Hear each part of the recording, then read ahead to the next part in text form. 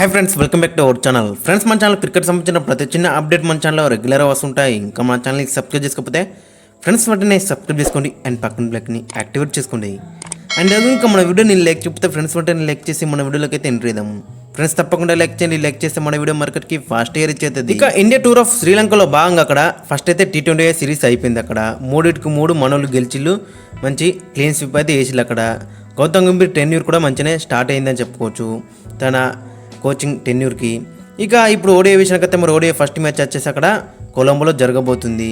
మరి ఇక్కడ యూజువల్గా చూసుకుంటే చాలా లో స్కోరింగ్ మ్యాచెస్ అయితే మనం చూసినాం గతంలో. ఇక మ్యాచ్ ప్రోగ్రెస్ అయిన కొద్ది అక్కడ స్పిన్నర్ అనేది క్రూషల్ రోల్ ప్లే చేసే అవకాశం అయితే మనకు కనిపిస్తుంది. ఒకసారి స్టార్ట్స్ ఒకసారి మనం చూసుకుంటే మొత్తం 135 మ్యాచ్ ఆడితే ఇక్కడ ఓడిఐ మ్యాచెస్. దాంట్లో ఫస్ట్ బ్యాటింగ్ వేసి 79 సార్లు గెలిచిలు, సెకండ్ బ్యాటింగ్ వేసి 56 సార్లు గెలిచిలు. యావరేజ్ ఫస్ట్ ఇన్నింగ్స్ స్కోర్ చూసుకుంటే 242 ఉంది. ఇక ఈ గ్రౌండ్లో అక్కడ హైయెస్ట్ స్కోర్ వచ్చేసి మన టీమిండియా 375 అయితే కొట్టింది. అక్కడ 5 వికెట్లు కోల్పోయి. ఇక ఈ గ్రౌండ్లో లోయెస్ట్ స్కోర్ వచ్చేసి అక్కడ శ్రీలంక 50కి ఆల్అౌట్ అయిందని చెప్పుకోవచ్చు. అదే లోయెస్ట్ స్కోర్ అని చెప్పుకోవచ్చు ఈ గ్రౌండ్లో. ఓవరాల్గా చూసుకుంటే మన టీమిండియాకి మాత్రం మంచి రికార్డ్ ఉందని చెప్పుకోవచ్చు ఈ గ్రౌండ్లో. ఇక విరాట్ కోహ్లీ కూడా మంచి రికార్డ్ అవుతుంది ఇక్కడ. ఇక వెదర్ ఇప్పుడు చూసుకుంటే మరి దాదాపు 90% అక్కడ క్లౌడ్ కవర్ ఉండే అవకాశం అయితే మనకు కనిపిస్తుంది. మధ్యలో అక్కడ బ్రేక్స్ వచ్చే అవకాశం కూడా కనిపిస్తుంది మ్యాచ్కి అయితే. చూడాలి అక్కడ మరి వరుణ్ నుంచి మొత్తం మ్యాచ్ జరిగితే మాత్రం చాలా బెటర్ అవుతుంటుంది. ఇక వీరి మధ్య హెడ్ రికార్డ్ చూసుకుంటే మొత్తం 168 మ్యాచ్లో 57 శ్రీలంక గెలిచింది, 99 మన టీమిండియా గెలిచింది. అండ్ అక్కడ 11 మ్యాచ్లు వచ్చేసి అక్కడ నో రిజల్ట్గా ముగిసినాయి. ఓవరాల్గా చూసుకుంటే మన టీమిండియాకి మాత్రం మంచి రికార్డ్ ఉందని చెప్పుకోవచ్చు శ్రీలంక పైన. ఇక టీమ్స్ విషయానికి అయితే మనం ఫస్ట్ శ్రీలంక టీంని చూసుకుంటే మన శ్రీలంకలో అయితే చాలా ఇంజురీస్ అయితే ఉన్నాయి వాళ్ళకి. ముఖ్యంగా వాళ్ళ ఫాస్ట్ బౌలింగ్ డిపార్ట్మెంట్లో అక్కడ మతీష పతిరానా అండ్ దిల్షన్ మధుశంకర్ కూడా అక్కడ రూల్ అయ్యారు ఈ సిరీస్కి అయితే. కాబట్టి వాళ్ళ ఫాస్ట్ బౌలింగ్లో కొంచెం అయితే వాళ్ళకంటే ప్రాబ్లమ్స్ అయితే ఉన్నాయని చెప్పుకోవచ్చు. ఇక వీళ్ళకి మెయిన్గా అక్కడ మనం చూసుకుంటే పాతు నిశాంక ఉన్నాడు, ఆవిష్క ఫెర్నాండో ఉన్నాడు, కుసల్ మెండిస్ ఉన్నాడు, సదీర సమర విక్రమ్ ఉన్నాడు, చరిత్ అసలంక. వీళ్ళైతే టాప్ 5 బ్యాట్స్మెన్స్ అని చెప్పుకోవచ్చు మరి శ్రీలంకకి అయితే. చూడాలి మరి వీళ్ళు ఏ విధంగా రాస్తారు అనేది. ఇక బౌలింగ్లో చూసుకుంటే అక్కడ మరి అసిత ఫెర్నాండో, మహేష్ తిక్షణ, చామిక కరుణరత్నే, డూనిత్ వెల్లిలాగా కూడా మంచి రికార్డ్ ఉంది మన టీమిండియా పైన. అండ్ యాజ్ యూజువల్గా అక్కడ వనిందు అస్రంగ్ కూడా అక్కడ మనకైతే కనిపెడుతున్నాడు. ఇక ఓవరాల్ వీళ్ళకు మెయిన్ ప్లేయర్స్ అక్కడ మనం చూసుకుంటే పాతు నిశాంక, కుసల్ మెండిస్, చరిత్ అసలంక, ఇక వనిందు అసరంగ, డూనిత్ వెల్లిలాగే, మహేష్ తిక్షణ. వీళ్ళకిట రాణిస్తే మాత్రం చాలా మ్యాచ్ అయితే ఇంట్రెస్టింగ్గా ఉండబోతుంది. మరి చూడాలి మరి వీళ్ళు ఏ విధంగా రాణిస్తున్నారు అనేది. ఇక ఫైనల్గా వీళ్ళు ఒక ప్లేయింగ్ లైన్ అక్కడ మనం చూసుకుంటే పాతు నిశాంక అండ్ ఆవిష్క ఫెర్నాండో ఓపెనింగ్లో బరిలోకి దిగుతారు. ఇక నెంబర్ 3లో కుశల్ మెండిస్, నెంబర్ 4లో సదీర సమర విక్రమ, నెంబర్ 5లో చరిత్ అసలంక కెప్టెన్, నెంబర్ 6లో జానిత్ లియానాగే, నెంబర్ 7లో వనిందు అసరంగ, నెంబర్ 8లో దునిత్ వెల్లిలాగే, నెంబర్ 9లో చమిక కరుణరత్నే, నెంబర్ 10లో మహేష్ తిక్షణ, నెంబర్ 11లో అసిత ఫెర్నాండో. ఓవరాల్ వీళ్ళకి నెంబర్ 9 రకం మంచి బ్యాటింగ్ అవుతుంది. బట్ బౌలింగ్లో చూసుకుంటే కొంచెం వీక్ అయితే కనబడుతుంది. మరి చూడాలి మరి వీళ్ళు ఏ విధంగా రాణిస్తున్నారనేది. ఇక మరోవైపు మన టీమిండియాలో కూడా మరి అక్కడ ప్లేయింగ్ లైన్లో ఎవరెవరికి ఛాన్స్ ఇస్తారనేది చాలా ఇంట్రెస్టింగ్గా కనబడుతుంది. అక్కడ కెప్టెన్ రోహిత్ శర్మ అండ్ గౌతమ్ గంభీర్ మరి ఎవరెవరికి ఛాన్స్ ఇస్తారనేది మనకి చాలా ఇంట్రెస్టింగ్గా కనబడుతుంది. ఇక నెంబర్ 4 అండ్ నెంబర్ 5 అయితే అక్కడ ముగ్గురు అయితే మనకు కనబడుతున్నారు. ఆ ముగ్గురిలో ఇద్దరికైతే ఛాన్స్ అయితే దొరకచ్చు. ఇక ఫైనల్గా కాంబినేషన్ ఒకసారి మనం చూసుకుంటే ఓపెనర్స్గా రోహిత్ శర్మతో పాటు శుభ్మన్ గిల్ అయితే బరిలోకి దిగుతాడు.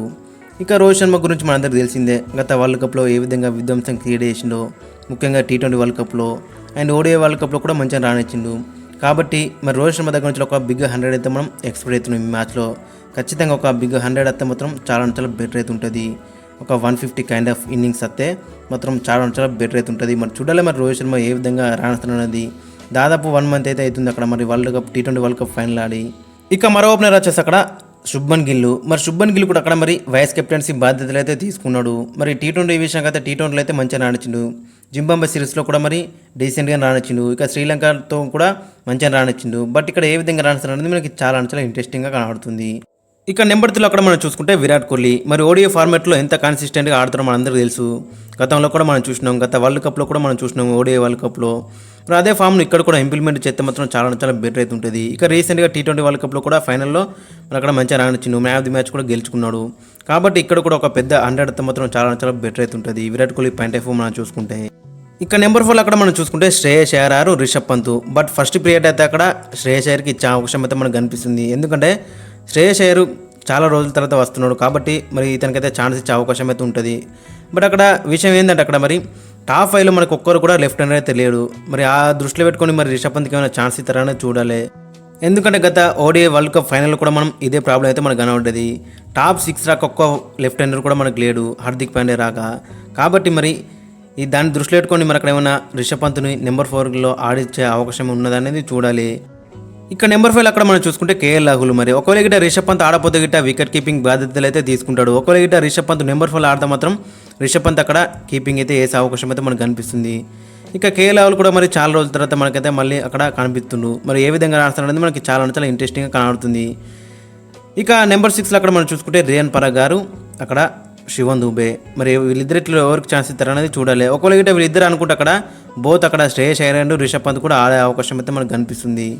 చూడాలి మరి ఎవరికి ఛాన్స్ ఇస్తారనేది. ఖచ్చితంగా అక్కడ మరి ఒక ఎక్స్ట్రా బౌలింగ్ అయితే ఆప్షన్ అయితే ఉంటుంది అక్కడ. మరి శివన్ దుబారు రియాన్ పరాగ్ ఆడితే మాత్రం అక్కడ మరి రియాన్ పరాగ్కి ఛాన్స్ ఇచ్చే అవకాశం అయితే మనకు కనిపిస్తుంది. T20 సిరీస్లో కూడా అక్కడ మరి రెగ్యులర్గా బౌలింగ్ అయితే వేసింది. మరి 4 ఓవర్లు కూడా వేసింది గత లాస్ట్ 2 మ్యాచ్లో. కాబట్టి మరి రియాన్ పరాగ్కి ఛాన్స్ ఇస్తే మాత్రం చాలా బెటర్ అయితే ఉంటుంది. ఒకవేళ గిట్ట స్పిన్నర్ చెల్పుంటే మాత్రం ఖచ్చితంగా రియాన్ పరాగ్ను తీసుకునే అవకాశం అయితే మనకు కనిపిస్తుంది.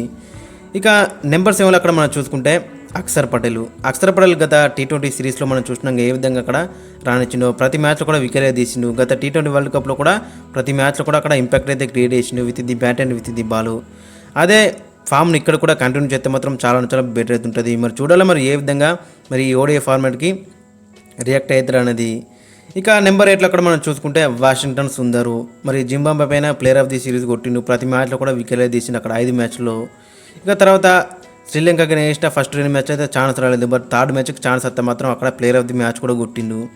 విత్ ది బ్యాట్ మంచిగా రన్స్ కొట్టిండు అండ్ విత్ ది బాల్ అక్కడ సూపర్ ఓవర్లో 2 వికెట్లు తీసుకున్నాడు, మ్యాచ్లో కూడా 2 వికెట్లు తీసుకున్నాడు.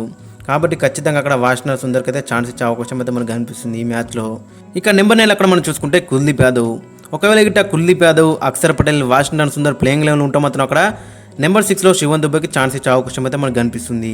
ఇక కుల్దీప్ యాదవ్ మాత్రం ఖచ్చితంగా ప్లేయింగ్ లెవెల్ అయితే ఉంటాడు అక్కడ. ఎందుకంటే అక్కడ రిస్ట్ స్పిన్నర్స్ మిడిల్ ఓవర్స్లో అక్కడ వికెట్లు అయితే తీస్తాడు, అక్కడ రెగ్యులర్గా క్రూషల్ వికెట్లు అయితే తీస్తాడు. కాబట్టి ఖచ్చితంగా అక్కడ కుల్దీప్ యాదవ్ అయితే ప్లేయింగ్ లెవెల్ అయితే ఉంటాడు. ఇక నెంబర్ 10లో అక్కడ మనం చూసుకుంటే హర్షదీప్ సింగ్ కూడా మరి గత T20 వరల్డ్ కప్లో మనం చూసినాం joint highest wicket taker. And రీసెంట్గా శ్రీలంక T20 సిరీస్లో కూడా మంచిగా రానిచ్చిండు. బట్ ఓడిఐ విషయానికి వస్తే మరి 6 మ్యాచ్లు ఆడిండు, 10 వికెట్లే తీసుకున్నాడు. మరి చూడాలి మరి ఈ మ్యాచ్లో ఏ విధంగా రాణిస్తాడనేది మనకి ఇంట్రెస్టింగ్గా కనబడుతుంది. ఇక నెంబర్ 11లో అక్కడ మనం చూసుకుంటే మొహమ్మద్ సిరాజ్ కూడా మరి 41 మ్యాచ్లో 68 వికెట్లే తీసుకున్నాడు ఓడిఐ ఫార్మెట్లో. మరి శ్రీలంక అగైనెస్ట్ కూడా మంచి రికార్డ్ అవుతుంది. గత ఏషియా కప్లో మనం చూసినాగా ఏ విధంగా అక్కడ ఇంపాక్ట్ క్రియేట్ చేసిండు. మరి అదే ఇంపాక్ట్ను ఇక్కడ కూడా క్రియేట్ చేస్తే మాత్రం చాలా బెటర్ అవుతుంటుంది. ఇక ఫైనల్గా ప్లేయింగ్ లైన్ ఒకసారి మనం చూసుకుంటే అక్కడ ఓపెనర్స్గా రోహిత్ శర్మతో పాటు శుభ్మన్ గిల్ అయితే బరిలోకి దిగుతాడు. ఇక నెంబర్ 3లో విరాట్ కోహ్లీ, నెంబర్ 4లో శ్రేయస్ అయ్యర్, రిషబ్ పంత్, నెంబర్ 5లో కేఎల్ రాహుల్, రిషబ్ పంత్. ఈ 2 స్పాట్లకు మాత్రం అక్కడ వీళ్ళ ముగ్గురు మధ్య మాత్రం గట్టి పోటీ అయితే ఉంటుంది అక్కడ. ఇక నెంబర్ 6లో శివన్ దుబార్, రియాన్ పరాగ్, నెంబర్ 7లో అక్షర్ పటేల్, నెంబర్ 8లో వాషింగ్టన్ సుందర్, నెంబర్ 9లో కుల్దీప్ యాదవ్, నెంబర్ 10లో హర్షదీప్ సింగ్, నెంబర్ 11లో మొహమ్మద్ సిరాజ్. ఓవరాల్ అక్కడ మనం చూసుకుంటే కాంబినేషన్ మాత్రం చాలా డెడ్లీగా కనబడుతుంది. అక్కడ మనం చూసుకుంటే మరి నెంబర్ 4, నెంబర్ 5 స్పాట్కి మాత్రం ఆ ముగ్గురి మధ్య మాత్రం గట్టి పోటీ అయితే ఉంటుంది అక్కడ. Shreyas Iyer, KL Rahul and Rishabh Pant. ఒకవేళ ముగ్గురిని ఆడించాలనుకుంటే అక్కడ నెంబర్ 6లో రిషబ్ పంత్ ఆడే అవకాశం అయితే మనకు కనిపిస్తుంది. కాబట్టి ఓవరాల్ చూసుకుంటే మరి ఎవరెవరికి ఛాన్స్ ఇస్తారనేది మనకి చాలా ఇంట్రెస్టింగ్గా కనబడుతుంది. ఫ్రెండ్స్ మరి మీ యొక్క ఒపీనియన్ అయితే కింద కామెంట్స్లో అయితే మెయిన్ చేయండి. అండ్ మీ యొక్క ప్లేయింగ్ లెవెల్ కూడా కింద కామెంట్స్లో అయితే మెయిన్ చేయండి.